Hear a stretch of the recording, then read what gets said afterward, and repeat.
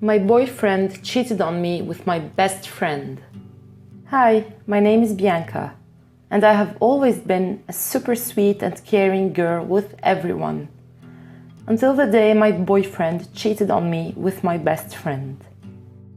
I dated John for 2 years, and at the beginning of the relationship, he started cheating on me.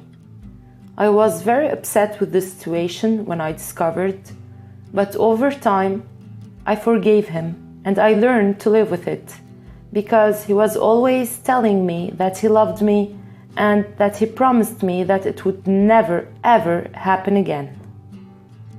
A few times I started to get a little bit paranoid when I remember that situation, and I wonder if it really wouldn't happen again, but then I take these ideas out of my head.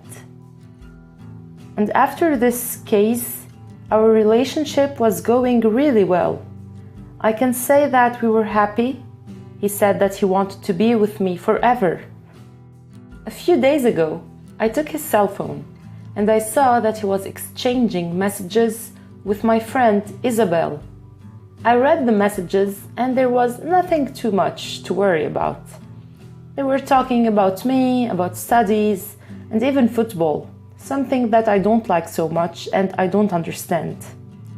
My boyfriend and I are always hanging out together with my best friend Isabel. In class, at school, in parties, and that was cool. But I started listening to some jokes about both of them together and that he was cheating on me with her. And that started to bother me a lot. I even asked him why that everyone is making fun of me and saying this stupid joke. And he said to ignore it because everyone knew that I didn't like it and they did it to annoy me. It was on purpose. When John said that, I got calmer. But then the thoughts returned. Whenever I go to school, I felt super bad again. We are in the second year of high school. And John always told me that at the end of the year, we would be engaged, and that made me really happy. Our relationship was going so well that I dreamt day and night about our wedding day, about our future children, and a happy life. I decided to speak to my mother, and I told her about my worries and about the jokes. And she told me that every relationship has its moments of doubts, but that it cannot become a rule because it would be too tiring for both people, and that trust was always the basis of every relationship. One day, we decided to go out to eat pizza with Isabel and some other friends from school. The moment deserved several photos. We had a lot of fun. I always liked to post on my social networks to remember those moments in the future. What I didn't know was that these photos would bring me a big surprise, because a person who followed me on Instagram started talking to me, and she said that John and Isabel were together in a library now. I didn't believe it because I was sure that my friend would never do this to me. I imagined that it could be someone else because I didn't doubt that John could deceive me again, but not with my best friend. The girl said that although she didn't know me personally, she had recognized John and Isabel.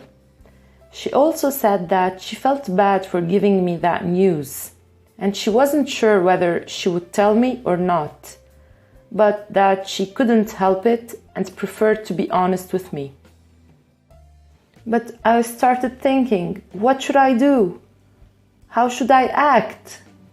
My world was collapsing again. All I could think about was that I needed some time to put my head in place. I wanted a lot to send John a message telling him that I know everything. But instead of that, I only told him that I'm going to travel for a few days. He asked me if everything was fine. I was barely able to answer yes, but I had to lie. I said that a family member was sick and that I needed to go with my mother to visit him. He didn't suspect anything. He told me to send him messages on my arrival. What he doesn't know is that I had discovered the whole truth about him and Isabel. I spent almost 3 days without leaving my room, trying to find a solution or an answer, but I couldn't think of anything useful. All I could do was cry and question myself. Why was I going through that again? Maybe if I should have ended this relationship in the first cheating case. I decided to go to the movie theater and watch a movie. I needed to go out, and since John didn't like going there, I would never bump into him. My mom decided to go with me. We had lunch and then we went to watch a movie. When we were heading to our seats, my mother pulled me by the arm and said that she was not feeling well and that she wanted to leave. I was worried about her. My mother had never complained about any health problems. When we got home, my mother said that she had lied to me, that she invented the story of being sick so that I wouldn't see John and Isabel together, because they were sitting and holding each other tight. I decided to go to John's house. His mother got scared when she saw me. I asked her if they had come back from the cinema, and she just nodded. I excused myself and went straight to John's room, and they were there, together. I didn't allow them to say a word, and I started yelling at them and calling them words like the bastards of the century. I was so angry at them. As I was yelling, I noticed that their faces changed expression. They seemed to be sad and ashamed. I no longer wanted to pay attention to them, but I was paying attention to the damage they had done to my heart. I was in a lot of pain. I felt like something was ripping my heart and taking it out of my chest. At that moment, and I remembered the other time that he cheated on me too. I think there is no greater pain than being cheated on by someone who claims to be your friend. To be cheated on by a friend is much worse than the infidelity of a lover, because a part of the hope that we have in humanity dies within it. Well, I guess that I don't need to say what I asked my ex-boyfriend and my ex-best friend to do. What I needed is some time to get used to it and learn to live with it.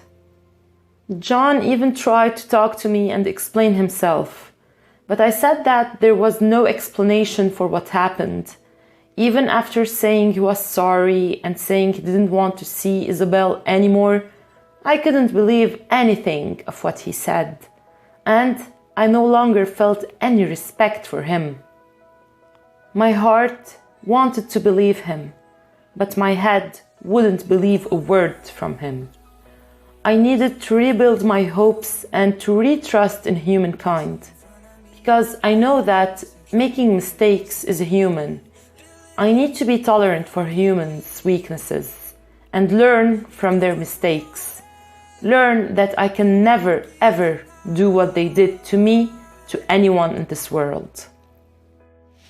When a relationship ends, no matter how long it lasts, people's lives must continue.